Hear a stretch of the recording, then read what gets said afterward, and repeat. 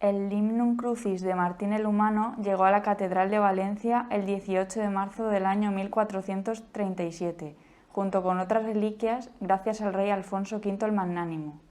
La donación fue realizada en nombre del rey por su hermano Juan, lugarteniente general del Reino de Valencia y futuro rey de Aragón.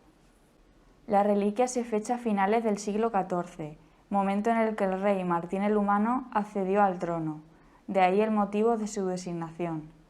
A este se la entregó el Papa Benedicto XIII, también conocido como el Papa Luna, como seña de buena relación entre el papado aviñonés y la corona de Aragón.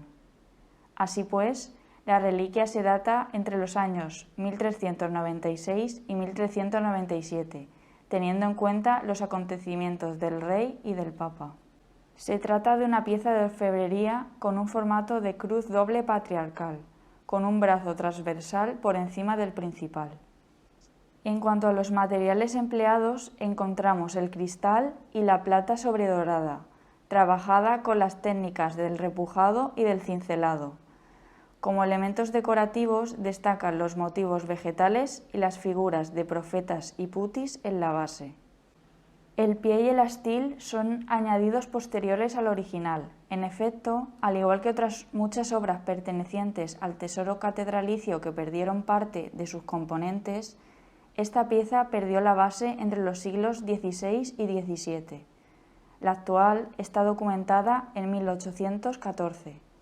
Actualmente el Limnum Crucis se encuentra expuesto en la capilla de San Pedro, pero anteriormente se ubicaba en la antigua sala relicario, un conjunto formado por 3 grandes armarios en los que se guardaban las principales reliquias de las que dispone la catedral, localizada al fondo de la sacristía mayor, en una de las salas que fueron construidas en el siglo XIX como ampliación de la sacristía.